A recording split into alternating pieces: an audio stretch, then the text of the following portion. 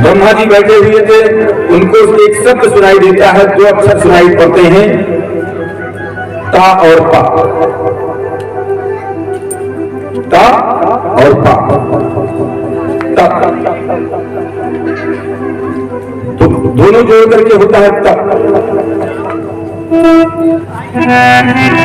देखिए, ये जितना भी स्वरूप है, जितनी सृष्टि है, सब उसी का स्वरूप है, उसी का बनाया हुआ है। सोना आपने देखा है, सोना, सोने को आप जिस आकार में दे देंगे उस आकार में बन जाएगा। जैसा आकार बना देंगे, आप उसका टप्स बना देंगे, टप्स बन जाएगा। अंगूठी बना देंगे, अंगूठी बन जाएगी। जब उसको गला देंगे तो वो फिर सोने हो जाएगा।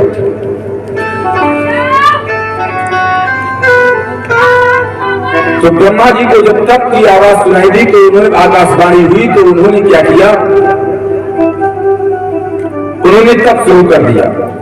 जब तप शुरू किया तो भगवान नारायण प्रकट हुए, उन्होंने कहा सृष्टि की रचना करो। तो जब सृष्टि की रचना, यही चार उद्देश्य, यही चतुर्थ श्लोकी भागवत है। दुनिया में जो चीज दिखाई नहीं देती, दुनिया में जो चीज नहीं दिखाई दे रही है और जो दिखाई देती है वो सब उसकी माया है, जो नहीं दिखाई देती है वही वो है। ये जितना कुछ है, क्षिति जल पावक गगन समीरा, सब उसकी रचना है।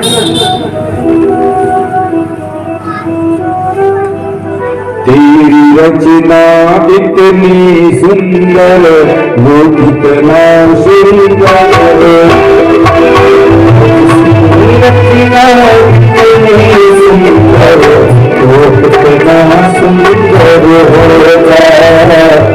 हम तेरा है पहल मुहारा, अब तेरा होगा। जिसकी रचना इतनी सुंदर, वो कितना सुंदर होगा। जिसकी रचना इतनी सुंदर, वो कितना सुंदर होगा।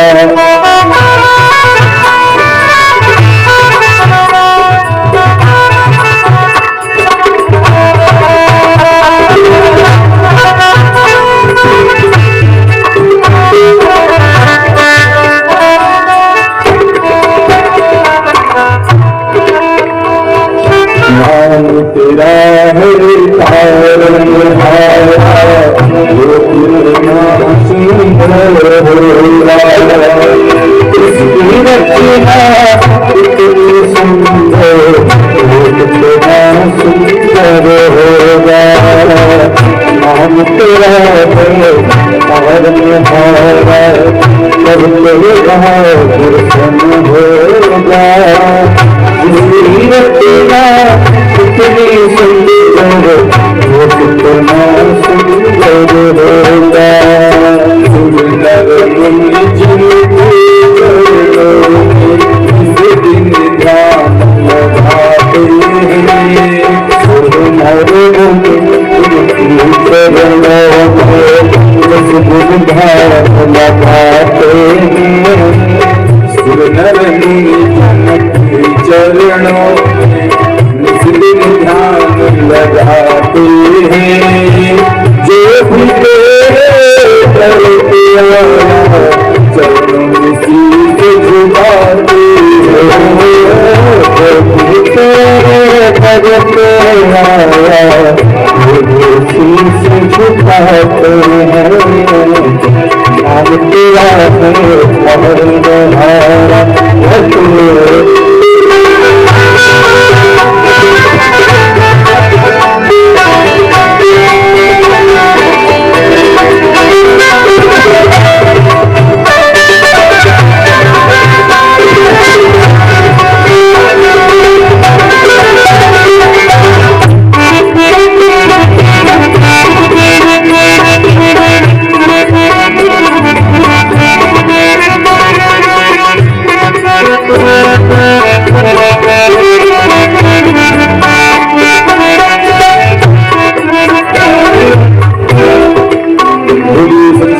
सच्चिदानंद भगवान की क्षिति जल पावक गगन समीरा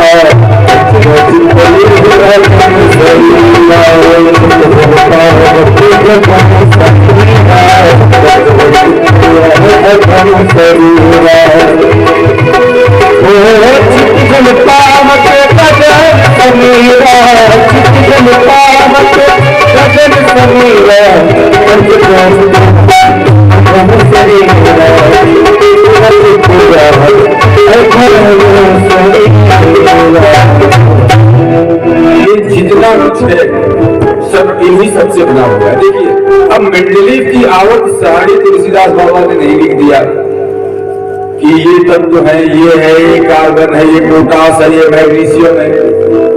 अब जल में जितने कार्बन पाए जाते हैं, जितने तत्व पाए जाते हैं, मिट्टी में, पृथ्वी में जितने पाए जाते हैं, सब आ गए ना, उसमें समाहित हो गए। जितने भी तत्व हैं सब उसी के बराबर हो गए, उन्हीं से ये शरीर बना हुआ है। और जितने भी छोटे बड़े जीव है, चाहे वो चींटी हो, चाहे वो बड़ा सा हाथी हो, चाहे वो समुद्र में पाने वाला कोई जीव हो, चाहे न हो, सब इन्हीं तत्वों से बना हुआ है। इस पृथ्वी पर जो उसकी रचना है, जिसने जितने तत्वों को बनाया है, उसी ने बनाया है, उन्हीं तत्वों से मेरा शरीर बना हुआ है। लेकिन अब इसमें जो भगवान का हो जाता है वो भागवत हो जाता है। भगवान के भक्त का नाम ही भागवत है। भगवान जिसके अंदर निवास करने लगे, समझो भागवत हो गया। भगवान के प्रियजनों का नाम ही भागवत है। राजा परीक्षित ने जो है प्रश्न किया, कहा ये बताइए सुखदेव जी महाराज से कि क्या 5 बार स्नान करने से भगवान मिलते हैं? तो राजा परीक्षित ने जब ये प्रश्न किया, बड़ा अच्छा लगा सुखदेव जी महाराज को। कहा प्याधस्याचरणं ध्रुवस्य च वयो विद्यागजेन्द्रस्य कादिकरविदुरस्य यादपते वीर्यस्य किं पौरुषम्।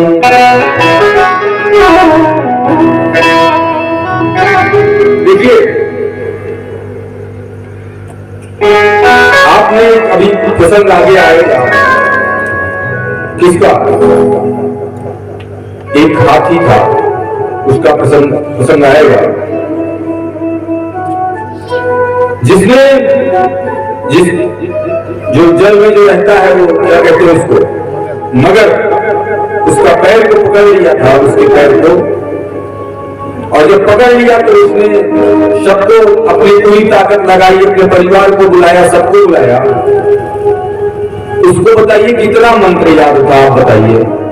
एक भी मंत्र भी याद था उसको, लेकिन उसने सुमन अर्पित कर दिया।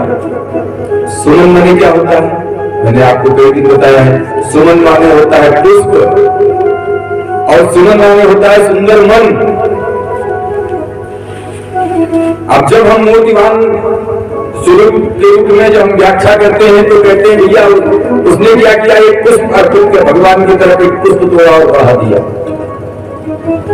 लेकिन उसकी वो तो डूबने वाला था, एकदम डूबने वाला था, उसकी सूंड थोड़ी सी खुली हुई थी, कहां उसको पुष्प मिल गया? उसने सुंदर मन को अर्पित कर दिया भगवान को, और कहा प्रभु तेरे सिवा कोई नहीं है। तो जानते हैं भगवान को तुरंत आना पड़ा। यही नहीं, भगवान ये आप बताइए, विदुरानी ने केले के छिलके खिला दिए। आप बताइए, आप श्री राम कथा में जाइए, भगवान श्री राम सबरी के यहाँ जूठे बेर खाए, कितने मंत्र याद थे।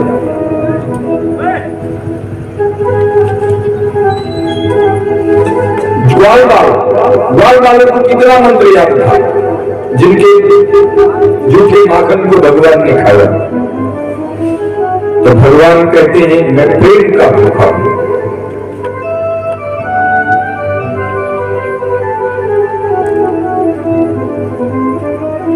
जो हमें प्रेम से याद करेगा, जो हमें मन से याद करेगा, हम उसके होंगे।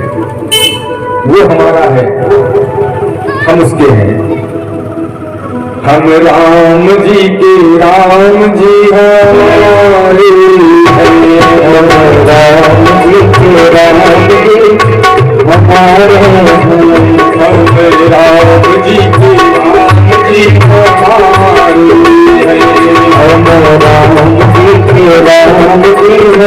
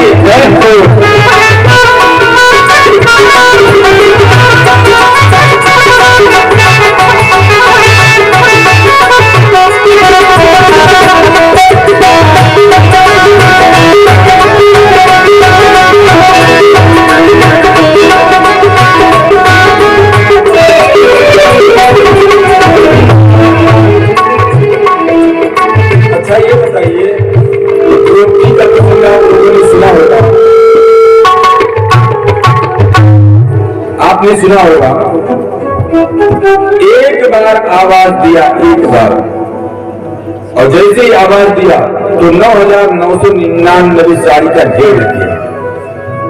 उसको हम मंत्रों से गलावा पहनाते हैं। क्या पहनाते हैं? मंत्र पढ़ते हैं। वस्त्रम समर्पयामि वस्त्रम सर्वभूषादिकेशं मे लोक लज्जा निवारिणे भयोत्पादिते तुभ्यं देयतां वास्मि।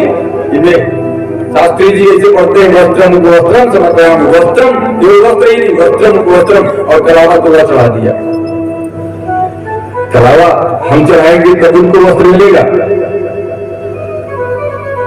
एक उंगली उठाया, एक उंगली, उससे जो है 9,999 हाथ साड़ी का ढेर लग गया।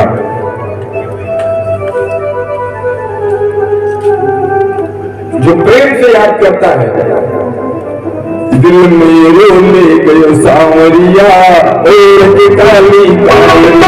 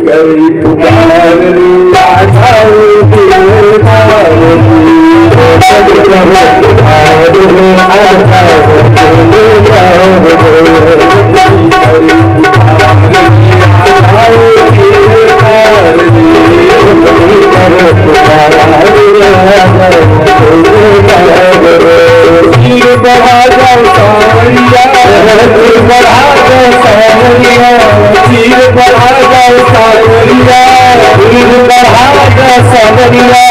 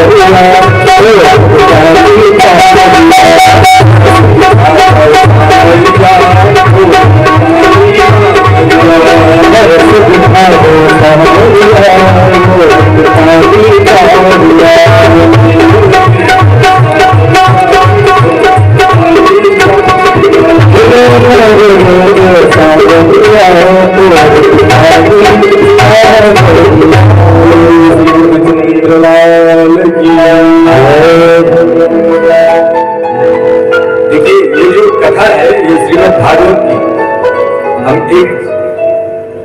अगर हम इसको एक भक्ति और ज्ञान और वैराग्य की कथा ही है।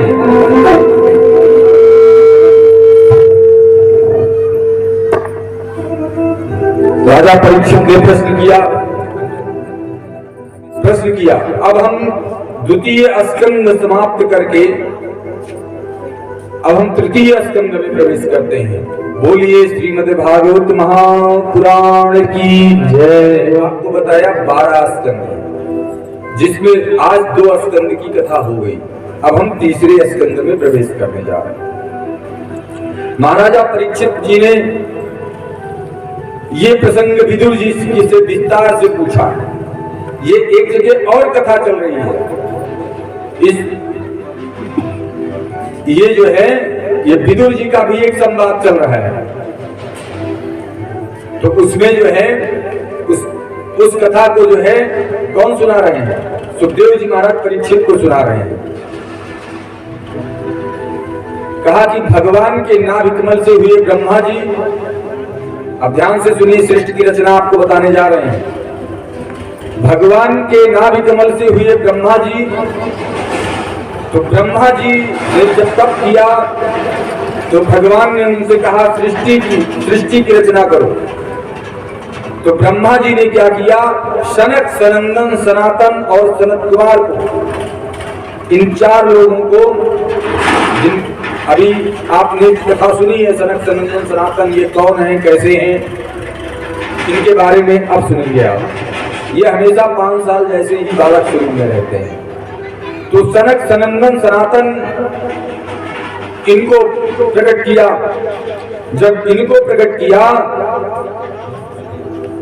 और इनसे कहा कि तुम 5 लोग, 4 लोग मिलकर के सृष्टि की रचना करो, सृष्टि को बढ़ाओ। तो इन्होंने कहा, इन 4 लोगों ने, कि नहीं, हम ऐसे ही अच्छे हैं, हम सृष्टि की रचना नहीं कर पाएंगे। जब इनकार कर दिया सृष्टि की रचना करने से पहले, तब ब्रह्मा जी ने कहा जाओ, तुम्हारे 5 साल के ही रहोगे, जाओ, हमेशा बालक स्वरूप में ही रहोगे। क्रोध आ गया ब्रह्मा जी को, और जब ब्रह्मा जी को क्रोध आया, बोल दिया कि 5 वर्ष के ही दिखाई दोगे, कभी इससे ज्यादा तुम्हारी उम्र नहीं हो सकती। फिर 10 ऋषियों को प्रकट किया। अब आप ध्यान से सुनिए, ये 10 ऋषि कौन हैं, कैसे हैं, क्या है। 10 ऋषियों को प्रकट किया। वो 10 ऋषि कौन है? मरीच, अत्रि, अंगिरा, पुलस्त्य, पुलह, क्रतु, भृगु, वशिष्ठ और दक्ष, देवर्षि नारद, ये 10 ऋषि हुए। ध्यान से सुनते जाइएगा। फिर अपनी सुंदर वाणी से, अपनी वाणी से किसको प्रकट किया? मां सरस्वती को। सरस्वती को, एक दिव्य कन्या को प्रकट किया, सरस्वती। फिर अपनी छाया से महामुनि कर्दम जी को प्रकट किया। फिर ब्रह्मा जी ने एक और काम किया, अपने वामांग से जो है एक स्त्री और एक पुरुष, वामांग से स्त्री शत्रुपा और जो अपना दक्षिणांग है उससे एक पुरुष पैदा किया, उत्पत्ति किया, महाराज मनु। उसके बाद में मनु और शत्रुपा से, अब सुनते जाइए आप, मनु और शत्रुपा से 5 संतान। 5 संतानों में कौन है? एक 2 पुत्र और 3 पुत्रियां। कौन? 2 पुत्र 3 पुत्रियां। तो पहले हम 3 पुत्रियों की कथा आपको सुनाएंगे। तो जो 3 बहनें हैं, 3 बहनों में माता जो देवहूति नाम की एक कन्या है, आकुति, देवहूति, प्रसूति, ये 3 कन्याएं हैं। ध्यान से सुनिएगा। जो देवहूति है, देवहूति का विवाह जो अभी कर्दम ऋषि का नाम मैंने लिया, कर्दम ऋषि के साथ हुआ। कर्दम ऋषि से कहा गया विवाह करने के लिए, सृष्टि को बढ़ाने के लिए। तो कर्दम ऋषि ने कहा कि नहीं, मैं नहीं कर सकता। तो उनको समझाया गया, तो उन्होंने कहा ठीक है, एक पुत्र प्राप्त होते ही हम संन्यास आश्रम धारण कर लेंगे। तो कर्दम ऋषि जब तैयार हुए तो कर्दम ऋषि का विवाह देवहूति के साथ, जो मझली पुत्री है उनके साथ हुआ। फिर आकुति का विवाह रुचि प्रजापति के साथ हुआ। और जो सबसे छोटी है प्रसूति, प्रसूति का विवाह दक्ष प्रजापति के साथ हुआ, जो भगवान शंकर के ससुर जी हैं। मतलब प्रसूति जो है दक्ष प्रजापति की, वो भगवान शंकर की सासू मां है, सासू है। सती जो पहली सती मां जो है उनकी मां है देवहूति, ये प्रसूति। फिर अब आप आइए, कर्दम ऋषि और देवहूति से जिनका विवाह हुआ, उनसे अब ध्यान से सुनिए, सब मूर्तिवान किया गया है। आपको थोड़ा एक कथा जो वक्ता होता है उससे ज्यादा श्रोता को उससे ज्यादा बुद्धि लगानी पड़ती है, तब ये कथा समझ में आती है। तो जो कर्दम है, कर्दम ऋषि है और देवहूति, इनसे एक पुत्र और 9 कन्याएं हैं। तो कर्दम ऋषि तो जैसे एक पुत्र हुए तो तुरंत कर्दम ऋषि अपना चले गए अपने बाप के हिसाब से, जो उन्होंने कह रखा था कि हम जैसे पुत्र होगा हम तुरंत संन्यास आश्रम में चले जाएंगे। तो कर्दम ऋषि संन्यास आश्रम में चले गए। तो जो पुत्र होते हैं वो है कौन है? कपिल भगवान। बोलिए कपिल भगवान की जय हो। कपिल भगवान अपनी माता देवहूति को जो है बहुत सुंदर, कपिल भगवान ने अपनी माता देवहूति को बहुत सुंदर प्रसंग सुनाया, गुरु माना, अपने पुत्र को गुरु माना। किसने? माता देवहूति ने। और प्रश्न किया, तमाम प्रश्न किए, उन प्रश्नों का उत्तर किसने दिया? कपिल भगवान ने दिया। देवहूति ने प्रश्न किया, किससे? कपिल भगवान से, अपने पुत्र से। अपने पुत्र को, जैसे आप लोगों ने मुझे व्यास मंच पर बैठाया है, अपने पुत्र को बैठाया व्यास मंच पर और नीचे खुद बैठी माता देवहूति कथा सुनने के लिए। प्रश्न किया, कहा कि ये पूरा 8 अध्याय में इनका प्रश्नोत्तर है। 8 अध्याय में सांख्य योग का जो है की शिक्षा दी। उसमें कपिल भगवान ने जो शिक्षा दिया, कहा कि संग, संतों का संग करो। आपका अभी कल मैंने बताया, आपको जैसा संग करोगे ना कैसे जाएगा।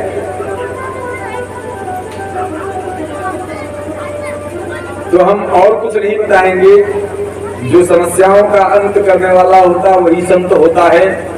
जो देश और समाज के लिए कार्य करता है, आपके लिए कार्य करता है, वही संत होता है।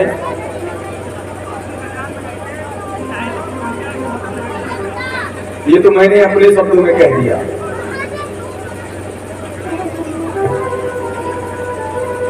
कपिल भगवान ने संत की बहुत बड़ी व्याख्या की। जो श्री रामचरितमानस पढ़ते होंगे, वो अरण्यकांड के आखिरी दोहे में भगवान श्री राम और नारद जी का संवाद पढ़ने से भी संत की परिभाषा आपको मिल जाएगी। फिर उसके बाद में देवहूति का प्रश्न था, क्योंकि कपिल भगवान ने बताया संत वो होता है जो अपने सभी इंद्रियों को अपने बस में कर ले, वो संत होता है। तो पूछ लिया देवहूति माँ ने, कहा ये बताइए कि अपने सभी इंद्रियों को बस में कैसे किया जाए। ये इंद्रियां हैं क्या? 5 ज्ञानेंद्रियां होती हैं और जो है 5 कर्मेंद्रियां होती हैं। ये 5 मिला करके 10 इंद्रियां बनती हैं। तो कहा इनको बस में कैसे किया जाए। देखिए,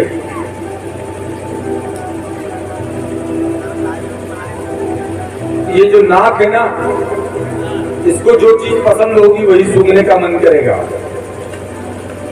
आंख है, इसको जो चीज पसंद होगी वही चीज देखने का मन करेगा। देखिए, इन आंखों से हम बुरी चीज भी देख सकते हैं और अच्छी चीज भी दे सकते हैं। मोबाइल आपकी है, आप एक उदाहरण मैं दे देता हूं। आपका मोबाइल है, मोबाइल पर एक चैनल है, एक आता है यूट्यूब। यूट्यूब को आप खोलते हैं, उसमें सब कुछ लोड होता है। बहुत बुरी चीजें भी लोड होती हैं और बहुत अच्छी चीजें, बढ़िया भगवान के विषय में भी लोड होती हैं।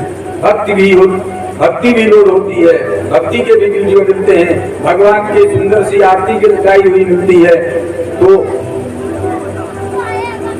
जो जैसा होता है उस तरीके का वीडियो देखिएगा। जिस स्वभाव का होगा, जैसा होगा, उस तरीके से उसको ऑन कर देगा। हम जो कहना चाहते हैं समझिए।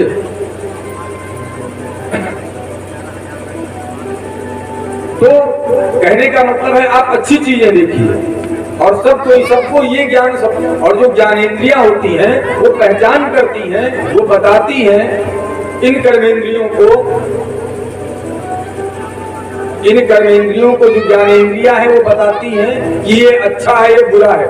सब कोई जानता है कि क्या अच्छा है। जो जानते हैं, जो शाम को पैक लगाने वाले हैं, वो भी जानते हैं ये अच्छा नहीं है, फिर भी वो अच्छा करते हैं। जो अपने ज्ञानेंद्रियों की सुनता है, मैं अपने शब्दों में बता रहा हूँ, आगे वहां की बात छोड़िए, वहां मैंने क्या पढ़ा क्या नहीं पढ़ा वो नहीं, सरल शब्दों में मैं आपको बताना चाहता हूँ। जो अपने ज्ञानेंद्रियों की सुनता है, उसकी जो 5 कर्मेंद्रियां होती है वो बस में होती है। ये मैंने अपने शब्दों में बताया, जो मुझे लगा। आओ करके सीखें, प्रैक्टिकल थ्योरी यहां से लीजिए, लेकिन खुद प्रैक्टिकल करिए। जो अपनी ज्ञानेंद्रियों को सुन करके कार्य करेगा, मतलब अपनी कर्मेंद्रियों तक ले जाएगा ज्ञानेंद्रियों के विचार को, उसकी कर्मेंद्रियां हमेशा शुद्ध रहेंगी। वही अपने इंद्रियों पर समझिए विजय हासिल कर लिया, वही सब है। फिर आइए आप आगे बढ़ते जाइए। कहा जो बंधन मुक्त होता है वो संत होता है। कहा तो ये बताइए, फिर प्रश्न कर लिया, जैसे प्रश्नों से प्रश्न निकलता है, उत्तर से प्रश्न निकलता है। कहा जो बंधन मुक्त होता है वो संत होता है। संत वो नहीं होता है भैया, बिल्डिंग की क्या त्यागी महाराज के, मैंने बताया ना, बिल्डिंग बनी है बड़ी बड़ी और नाम है त्यागी महाराज। दिन भर रुपया ढोलक है, नाम है त्यागी महाराज। हल्ला हो रहा है खूब इधर से, भैया हल्ला कहा, इधर से आवाज किधर से आ रही है इतनी जोर जोर? कहा मौली बाबा के आश्रम की तरफ से आ रही है। कहा भैया ये नान लड़का किसके घूम रहे हैं? कि ब्रह्मचारी महाराज के। संतों की वो भी एक परिभाषा है, ये भी एक परिभाषा है। माता देवहूति ने प्रश्न किया, कहा ये बताइए कि आपने ये सब कुछ बता दिया तो बंधन मुक्त कैसे हुआ जाए? आपने ये बता दिया कि जो संत होता है वो बंधन मुक्त होता है, तरीका भी बताइए। कहा सुनो तो तरीका। कहा तरीका ये है कि बंधन से शरीर बनता है और जो बंधन होता है वो शरीर का होता है, मन का होता है या आत्मा का होता है। बंधन किसका होता है? जो मन को अपने बस में कर ले, मन को अपने बस में कर ले। जिसने अपने बस में मन को कर लिया, कंट्रोल कर लिया, ये संत का लक्षण होता है। मन होता है कि अब आज अभी तुरंत जंगली के यहाँ का वो खाएंगे, क्या कहते हैं, मंजा।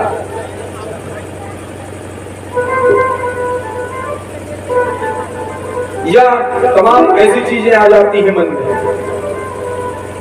तो जो हमारी ज्ञानेंद्रियां हैं, अगर उन ज्ञानेंद्रियों को सुन करके उसके बाद में क्या अच्छा है क्या बुरा है, अगर हम मन के पर कंट्रोल रखते हैं, वही संत है।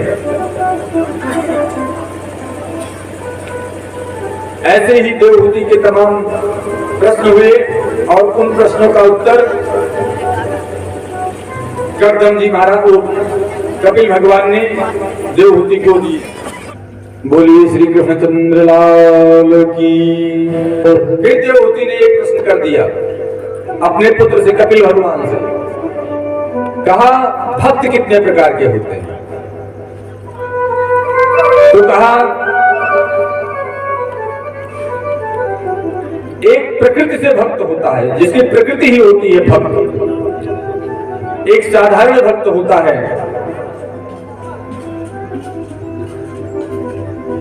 एक साधारण भक्त और एक प्रकृति से स्वभावतः भक्त होता है।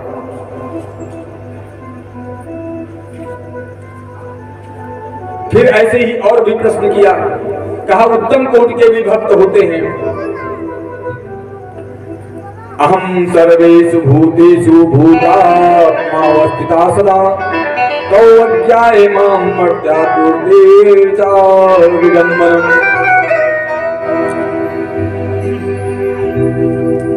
जो स्वभावता होता है, जिसकी प्रकृति होती है, छोटे छोटे बच्चे होते हैं ना, देखिए उनको बताना नहीं पड़ता है, वो अपना कार्य करते हैं। अच्छा माताएं आ गई, हम बता दें कुछ चीजें हैं जो हम अपने स्वभाव से विचलित होते जाते हैं। हम परिवर्तन हम में आ रहा है, हम उनको आज बता दें आपको। हमारी इच्छा है कि हम बताएं। कथा तो हम पूरी कर लेंगे, लेकिन ये कथा क्या है? कथा यही है जो